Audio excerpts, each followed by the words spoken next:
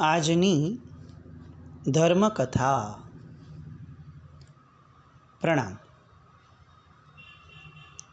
પરમ પૂજ્ય આચાર્ય ભગવંત શ્રીમદ વિજય વલ્લભ સુરીશ્વરજી મહારાજા આપણે એમના જીવનના ક્રમબદ્ધ પર્યાયોથી એમને પામવાનો પ્રયત્ન કરી રહ્યા છીએ. એમના દીક્ષા જીવનના એક એક ચાતુર્માસને આપણે એક વિહારને આપણે એક માળા સ્વરૂપે ગૂંથી અને એક મણકાથી આગળ વધીએ છીએ.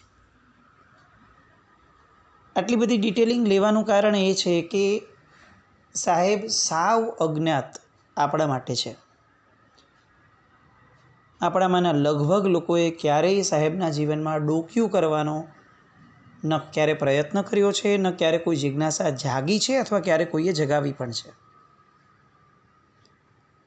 અને આ મહાપુરુષનું જીવન એવું હતું કે એમની ક્ષણ ક્ષણ પણ ઢગલાબંધ વસ્તુઓ આપી જ હતી.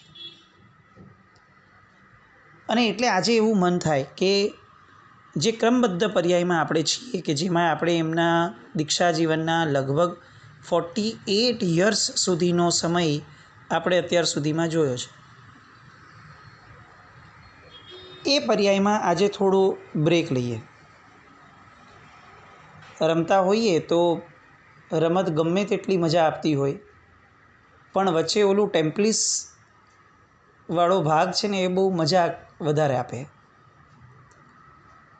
ક્રમબદ્ધ પર્યાયના ક્રમમાંથી આજે થોડોક વિરામ લઈ અને છૂટી છવાઈ રીતે વલ્લભસુરી મહારાજના પ્રસંગોને માણવાનો અને પામવાનો પ્રયત્ન કરીએ. સાહેબના કેટલાક એવા પ્રસંગો, કેટલાક એવા સ્વભાવગત ગુણો કે જે ગુણો કોઈ જાતની ઓળખાણના કે કોઈ જાતના ડિટેલિંગના આધીન નથી. બાલાપુરનો એક પ્રસંગ. સાહેબનો પ્રવેશ થયો. પ્રવેશ થતાં સાવ અજાણ્યું ગામ પૂજ્યશ્રી માટે. એક પણ શ્રાવક સાહેબને ઓળખીતા નહીં. શ્રાવકો જાણે કે અમારે ત્યાં મહાપુરુષ પધાર્યા છે. સાહેબ પધાર્યા, વિશ્રામ કર્યો ઉપાશ્રયમાં, અને હેબિટ પ્રમાણે, એક સ્વભાવ પ્રમાણે સંઘની પરિસ્થિતિને જાણવાનો પ્રયત્ન કર્યો. ઘણી બધી સારી વાતો, ઘણી બધી ઓછી વાતો, બધું અલગ અલગ વ્યક્તિઓના મુખેથી સાહેબ કરી શકતા હતા. એમાં એક વ્યક્તિ પાસેથી એમને એવું સાંભળવા મળ્યું કે આ એક બહુ પ્રતિષ્ઠિત ઘર છે, જેમાં બેન રહે છે. એમના પતિ ગુજરી જવાના કારણે વારસાની કેટલીક વાતોમાં વિવાદ ઊભો થતાં મા અને દીકરા વચ્ચે જ યુદ્ધ થયું છે. ખૂબ પ્રતિષ્ઠિત અને ધર્મથી રંગે રંગાયેલું ઘર, આજે પણ સુકૃતોની વણઝાર લાગે એટલું સુંદર મજાનું ઘર છે. પરંતુ મા દીકરો બંને કોર્ટે ચડ્યા છે. શેની માટે? વારસાની મિલકત માટે. રહે છે એક જ ઘરમાં, બે સાવ અલગ અલગ, જાણે ઘર હોય એકમાં, એ રીતે બંને ભેગા થઈને રહે છે. સાહેબ માટે તો આ બહુ નવું હતું, સાવ અજાણ્યું ગામ. અને આ વાત સાંભળી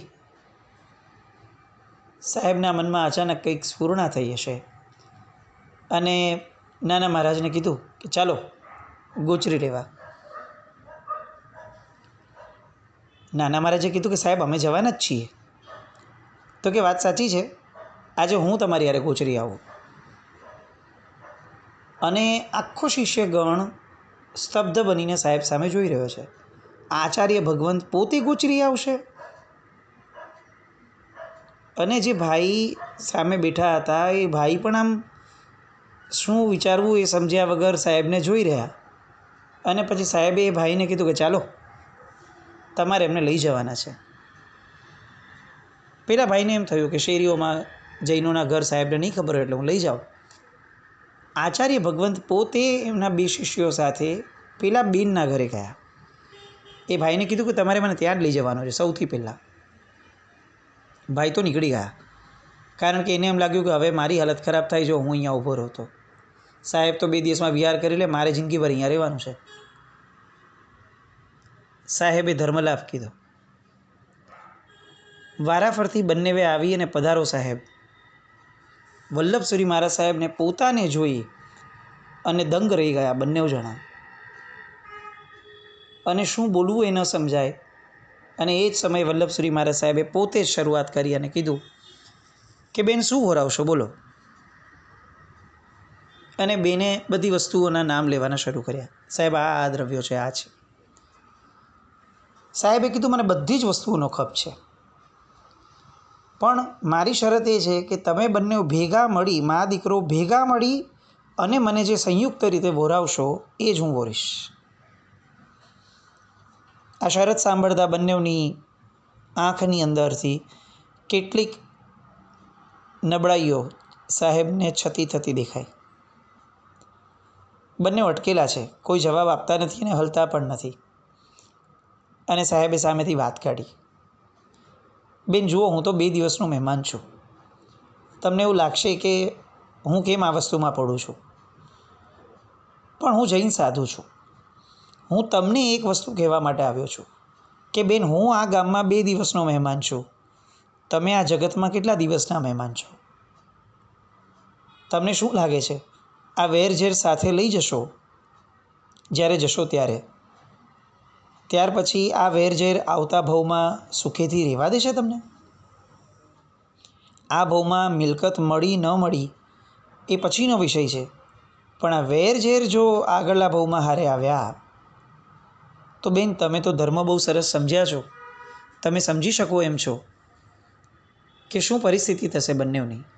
અને સાહેબે લક્ષ્મણ અને રાવણ આ બંને જણા આવતી 24મીમાં મોક્ષે જવાના હોવા છતાં વૈર લઈને ગયા તો આજે કેવી પરિસ્થિતિમાં છે.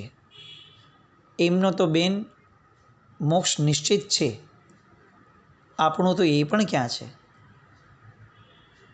અને એમણે દીકરાને કીધું કે શું લઈને જવું છે, નક્કી કરો, આ વેરઝેર કે મને ગોચરી આપ્યાનું સુકૃત.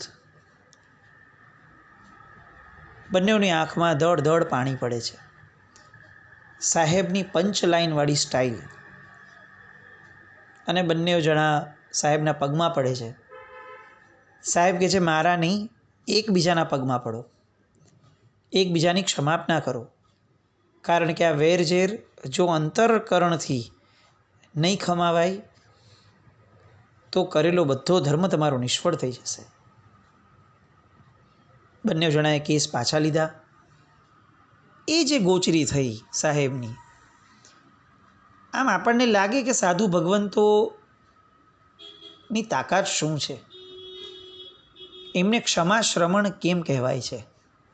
એ ગોચરીએ પણ જતા હોય, પોતાની માટે આહારની વ્યવસ્થા કરવા માટે જતા હોય, તેમ છતાં પણ એ જગત પર ઉપકાર કરી શકે એમ છે, અનન્ય ઉપકાર. આવા વલ્લભસુરી મહારાજ. એકવાર તેઓ ચોપાટીની અંદર, મુંબઈ ચોપાટીમાં પ્રવચન આપતા હતા.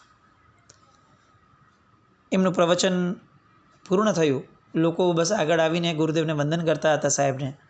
અને એવામાં અચાનક જ એક યુવક, એક ભાઈ આવી અને સાહેબને બહુ ઓડ રીતે પગે લાગ્યા. એમના પગે લાગવાની સ્ટાઇલ પરથી એટલું ખ્યાલ આવ્યું કે આ ભાઈ કદાચ જૈન નથી. અને સાહેબે એમને આશીર્વાદ આપ્યા. પેલા ભાઈએ પૂછ્યું કે સાહેબ મને ઓળખો છો? સાહેબે ના પાડી કે ના ભાઈ, મને એવું ધ્યાનમાં નથી આવતું. અને ત્યારે પેલા ભાઈ કહે છે કે તમારું નામ વલ્લભસુરી મહારાજ નહીં, તમારું નામ પ્રાણ વલ્લભસુરી મહારાજ હોવું જોઈએ. અને આજુબાજુના લોકો જે વંદન કરવા માટે આવ્યા હતા એ બધા ઊભા રહી ગયા. આમ અડધી પોણી સભા જે સાહેબની નજીક આવવા માટે આવી હતી એ બધા ઊભા રહી ગયા આ સાંભળીને. સાહેબે તો કોઈ રસ બતાવ્યો નહીં, નિસ્પૃહ શિરોમણી છે. પણ પેલા ભાઈએ આગળ બોલવાનું શરૂ કર્યું કે સાહેબ તમે મારા પ્રાણદાતા છો. હું કહું કઈ રીતે, હું મેરઠ જિલ્લામાં રહું છું, વકીલનો ધંધો કરું છું, વકીલાત કરું છું. એકવાર કોઈ એક ગુના માટે મને જ પોતાને ફાંસીની સજા થઈ ગઈ હતી અને મારી પત્ની જે છે એ આ મારી પરિસ્થિતિ સહન ન કરી શકી અને એ રોકકળ કરતી હતી. એવામાં મારી બાજુમાં એક જૈન બેન રહેતા હતા. એ બેને કીધું કે આ પુણ્ય યોગે આજે આપણા ગામની અંદર વલ્લભસુરી મહારાજ પધાર્યા છે. એવો વચનસિદ્ધ મહાપુરુષ છે, એ ચોક્કસ તારું કંઈક દળદર ફેડી દેશે. અને મારી પત્ની જે છે એ પેલા જૈન શ્રાવિકાની સાથે આપની પાસે આવી. હું તો જેલમાં હતો, ફાંસીની સજા ઓલરેડી મને સંભળાવાઈ ગયેલી હતી અને મારી પત્ની આપને પગે લાગવા આવી. મારી આખી કરુણ પરિસ્થિતિ મારી પત્નીએ કહીને આપનાથી સહન ન થયું અને સાહેબ આપે એને આશીર્વાદ આપ્યા, ગડગડા થઈ ગયા અને છેવટે આપે મારી પત્નીને એવું કીધેલું, દેવ ગુરુ ધર્મ કે પસાઈ સે સબ અચ્છા હો જાયગા, ચિંતા મત કરો. અને આપે એક વાસક્ષેપ એને આપ્યો હતો. સાહેબ હું શું કહું, એ વાસક્ષેપ લઈ અને મારી પત્ની મારી પાસે આવી. એ વાસક્ષેપ મારા માથે પડ્યો અને સાહેબ પરિસ્થિતિઓ જે રીતે પલટાણી એ ચમત્કારથી ઓછું ન હતું. મારી સામે જેણે કેસ કર્યો હતો ગુના માટેનો, સાહેબ અચાનકથી એ જ માણસ મારી સજા રદ કરવા માટેના બધા ફરમાન લેવા માટે ફરી કોર્ટે ચડ્યો અને મારી સજા રદ કરાવી, પોતે કરેલો કેસ પાછો ખેંચ્યો અને સાહેબ જે ફાંસીના માચડે હું ચડવાનો હતો એની જગ્યાએ આજે હું આપની સામે ઊભો છું. હું સંપૂર્ણપણે નિર્દોષ સાબિત થયો છું, મારા એક પણ પ્રયત્ન વગર. સાહેબ વલ્લભસુરી મહારાજ એ નામ અધૂરું છે, આપ પ્રાણ વલ્લભસુરી મહારાજ છો. મારા જેવા કેટલાયના પ્રાણ સાહેબ આપે બચાવ્યા છે. પેલા ભાઈની વાત સાંભળી આપણને આશ્ચર્ય થાય, પણ હું ખરેખર કહું, એઝ અ જૈન આપણને એ આશ્ચર્ય ન થવું જોઈએ કે પેલાના દ્રવ્ય પ્રાણ બચી ગયા. આશ્ચર્ય તો એ વસ્તુ છે કે પૂજ્યશ્રીએ એમના જીવનકાળ દરમિયાન હજારો લાખો લોકોના ભાવ પ્રાણની રક્ષા કરી છે. દ્રવ્ય પ્રાણની રક્ષા તો હજી કદાચ કોઈ અધિકારની રૂએ કરી લે. ભાવ પ્રાણની રક્ષા કરવાનો અધિકાર, ભાવ પ્રાણની રક્ષા કરવાની કાબિલિયત એ જ ઉત્તમ પુરુષમાં હોય, એ જ પવિત્રતમ પુરુષમાં હોય કે જે પોતે પોતાના ભાવ પ્રાણને સંભાળી અને જીવ્યા હોય, પરમાત્માનો અંશ જેમનામાં હોય. અને એવા ઉત્તમ યોગી પુરુષ એટલે વલ્લભસુરી મહારાજ સાહેબ. એમના જીવનનો હજી એક પ્રસંગ, જ્યારે પૂજ્ય વલ્લભસુરી મહારાજ સાહેબ પાલીતાણામાં હતા એ દરમિયાન એક દિવસ એ સમયના સુપ્રસિદ્ધ સંગીતકાર લાલા ઘનશ્યામજી એમને સાપે દંશ દીધો.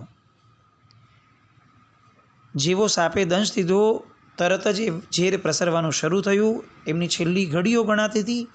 એ જ સમયમાં આ ઘનશ્યામજીના મિત્ર રતનચંદજી એ ગુરુ ભગવંત પાસે પધાર્યા, બધી હકીકત જણાવી અને સાહેબ હવે સમય નથી બચ્યો, આટલા સરસ સંગીતકાર આ જગતમાંથી સાહેબ આવી રીતે વિદાય થઈ જશે. અને સાહેબના મુખમાંથી એક શબ્દ નીકળ્યો, સબ કુછ અચ્છા હો જાયગા, આપ ચિંતા મત કરો. અને વાસક્ષેપ આપ્યો. રતનચંદજી વાસક્ષેપ લઈને પાછા આવ્યા અને એ વાસક્ષેપ પેલા સંગીતકાર લાલા ઘનશ્યામજીના માથામાં રાખ્યો, માથા પર, અને અચાનક જે ઉપચાર શરૂ થયો એ રિસ્પોન્સ કરવા લાગ્યો અને એનું ઝેર ઉતરવા લાગ્યું. એક આખું નવું જીવન એમને મળ્યું અને એ પછીથી આ લાલા ઘનશ્યામજી એ જિંદગીભર માટે સાહેબના પરમ ભક્ત બનીને રહ્યા અને પોતાના સંગીતને એમણે એટલી બધી શુભ દિશામાં વાળી એ કળાને કે આપણને એમ થાય કે પૂજ્ય ગુરુ ભગવંત એ ખરા અર્થની અંદર પોતાની વચન સિદ્ધિના માહિર હતા. એમના જીવનનો હજી એક પ્રસંગ, પૂજ્યશ્રી મુંબઈમાં હતા ગોડીજી ખાતે, અને ત્યાં કેટલાક પરમાત્માના બિંબ આવ્યા હતા પ્રતિષ્ઠા માટે, અંજન શલાકા માટે, ગોડીજી સિવાયની જગ્યાના. એ સમયગાળો સાહેબનો પાછલો સમયગાળો હતો અને પૂજ્યશ્રીની આંખનું જે વિઝન હતું એ ખૂબ ઘટી ગયેલું. ઓલમોસ્ટ બહુ જ ઓછા વિઝનમાં સાહેબ હતા દ્રષ્ટિએથી. આ બંને પરમાત્માનું અંજન જેવું સાહેબે જે ક્ષણે કર્યું એ જ ક્ષણે આ બે બિંબમાંથી એક પ્રકાશ નીકળ્યો અને એ પુંજ જે છે પ્રકાશનો એ સાહેબની આંખમાં ગયો. એ ક્ષણથી જ સાહેબ પહેલાંની જેમ નેચરલી જોતા થઈ ગયા. અંજન શલાકા અને પ્રતિષ્ઠા વિધાનની તાકાતો શું હોય છે એ તો એક આખો અલગ વિષય છે, પણ આ પૂજ્યશ્રીના જીવનમાં થયેલો લાઈવ પ્રસંગ અને સાહેબે તરત જ બાજુમાં બેઠેલા વ્યક્તિને કીધું કે આ બંને ભગવાન જ્યાં જશે ને ત્યાં આ બંને ભગવાન એક ઉત્તમ તીર્થ સાબિત થશે. એમાંના એક ભગવાન એટલે મુંબઈમાં ચેમ્બુરની અંદર ઋષભદેવ ભગવાન સ્થાપિત છે. એ ચેમ્બુરના ઋષભદેવ ભગવાન સેન્ટ્રલ લાઇનનું શત્રુંજય ગણાય, ભાઈખલ્લા, અને એ પછીથી ઋષભદેવ ભગવાન આ ચેમ્બુરના એ પણ એટલા જ લોકોના મનની અંદર વસેલા. એ ઋષભદેવ ભગવાનના અંજન કરતા સમયે જે આ અનુભવ થયો એ આ, અને એ અંજન સમયે જે બીજા ભગવાન હતા એ બીજા ભગવાન જે સ્થાપિત થયા એ થયા વડોદરાથી લગભગ 40 કિલોમીટર દૂર બોડોલી નામના તીર્થમાં. આ બોડોલી સાથે પણ વલ્લભસુરી મહારાજ સાહેબનો એક જબરદસ્ત સંબંધ. પૂજ્યશ્રીના એક શિષ્ય શ્રી જીનભદ્ર વિજયજી મહારાજ સાહેબ પોતાના જીવનકાળના 62મા વર્ષે એમણે દીક્ષા લીધી અને આ 62 વર્ષની અંદર એમણે કેસરિયાજીથી તારંગાજીનો શ્રી ચરિપાલિત સંઘ કાઢ્યો. હું ફરીથી બોલું છું, કેસરિયાજી મધ્યપ્રદેશ ત્યાંથી લઈને તારંગાજીનો એમણે સંઘ કાઢ્યો. એમણે ઝઘડિયાજી તીર્થની અંદર પરમાત્માની ભક્તિ માટે બગીચાનું આખું નિર્માણ કરાવેલું. એમણે એમના સંસારકાળમાં શિખરજી જે હિલ સ્ટેશન બનવાનું હતું એની જે પ્રોટેસ્ટ ચાલુ હતી એની અંદર અગ્રીમ રોલ પ્લે કરી અને એમણે શિખરજીને પવિત્ર સ્થળ તરીકે ફરીથી ડિક્લેર કરાવડાવ્યું. એવા એ જબરદસ્ત ક્રાંતિકારી એમણે 62 વર્ષની ઉંમરે દીક્ષા લીધી. નામ પડ્યું જીનભદ્ર વિજયજી મહારાજ. એમણે આ બોડોલી તીર્થની અંદર આગમન કર્યું. ત્યાં આજુબાજુમાં પરમાર ક્ષત્રિય જ્ઞાતિના ઢગલાબંધ લોકો રહે. વલ્લભસુરી મહારાજનો અંશ એટલે કંઈ કહેવાપણું ન હોય. પૂજ્યશ્રીના પ્રેરણાથી 5000 પરમાર ક્ષત્રિયો એ જૈન ધર્મ સ્વીકાર્યો. 5000 અને કેટલાય હજાર લોકોએ પોતાના જીવનમાંથી માંસાહારનો ત્યાગ કર્યો. એમાંથી એ જ પરમાર ક્ષત્રિયોમાંથી એક એટલે ઇન્દ્રદિન્ન વિજયજી મહારાજ કે જેઓ વલ્લભસુરી મહારાજ સાહેબ પાસે જ દીક્ષિત થયા હતા. ત્યાં પરમાર ક્ષત્રિય જૈન પ્રચારક સભાની સ્થાપના પણ સાહેબ દ્વારા થઈ, બાળકોની પાઠશાળાની સ્થાપના પણ થઈ અને આજે બોડોલીની આસપાસના 30 જેટલા ગામોની અંદર પણ એ એમના દ્વારા સ્થપાયેલી પાઠશાળાઓ ધમધમે છે. એ બોડોલીના ભગવાન એમની અંજન શલાકા સમયે વલ્લભસુરી મહારાજને આ દ્રષ્ટિની અંદર આ પરિવર્તન આવ્યું હતું. પેલા જીનભદ્ર વિજયજી મહારાજ સાહેબ 30 વર્ષનો દીક્ષા પર્યાય પાડી અને 92 વર્ષે કાળધર્મ પામ્યા. આજે પણ બોડોલીમાં જાઓ ને તો બોડોલીના બાપજી મહારાજ આવો એક શબ્દ સાંભળવા મળે. બોડોલીના બાપજી મહારાજ. આ બાપજી મહારાજ બોડોલીના એટલે આ જીનભદ્ર વિજયજી મહારાજ જેઓ વલ્લભસુરી મહારાજના શિષ્ય અને વલ્લભસુરી મહારાજ સાહેબની કૃપાબળથી એમણે આટલું જબરદસ્ત 5000 અજૈન લોકોને જૈન ધર્મ પમાડ્યો, જૈન ધર્મ સ્વીકાર આવ્યો. આવા તો એમના કેવા ટકોરાબંધ, એક પછી એક શિષ્યો, એક પછી એક એમની વાતો, ખૂટે નહીં એવી વાતો. આ તો આપણે આજે થોડો હવાફેર કર્યો. કાલથી ફરી પાછા આપણે આપણા ક્રમમાં આવી જશું પૂજ્યશ્રીના જીવનમાં. પણ આ બધા દ્વારા આપણે સાબિત એટલું કરવું છે કે પ્રસંગોથી છે ને મહાપુરુષોને મપાય નહીં. આપણા લોકોની એક હેબિટ છે, પ્રસંગો દ્વારા માપીએ. અચ્છા સાહેબે આવું કર્યું હતું એમ, તો સાહેબ ઘણા પ્રતિભાશાળી લાગે છે. સાહેબનાથી આવું થયું કોઈકને એમના બોલવાથી, તો કદાચ સાહેબ વચન સિદ્ધ લાગે છે. આ આપણી ફૂટપટ્ટીથી માપવાવાળી જે આપણી બુદ્ધિ છે એ આ બધા મહાપુરુષોના ચરણે સમર્પિત કરી દેવી જોઈએ. એમના એક પણ વિચારમાં પણ આપણી બુદ્ધિનો ઉપયોગ કરવો એ એમના અપમાન સમાન છે. આ પ્રસંગો આપણી બુદ્ધિને લાલાયિત કરવા માટે નથી લીધા. આપણે એમને માપવા નથી, આપણે એમને પામવા છે. આવા પૂજ્ય વલ્લભસુરી મહારાજ, એને ખરા અર્થમાં આપણે એમના ચરિત્ર દરમિયાન પામીએ એ માટે આજે કેટલીક આ રીતની વાતો લીધી કે આપણને ફરીને એવું થાય કે આવા યુગ પુરુષ સમા ઉત્તમ આત્મા એમનું ચરિત્ર ચાલી રહ્યું છે, એ આપણું સૌભાગ્ય છે. ફરી પાછા આવતીકાલે એમના ચરિત્રના ક્રમમાં જોડાઈએ.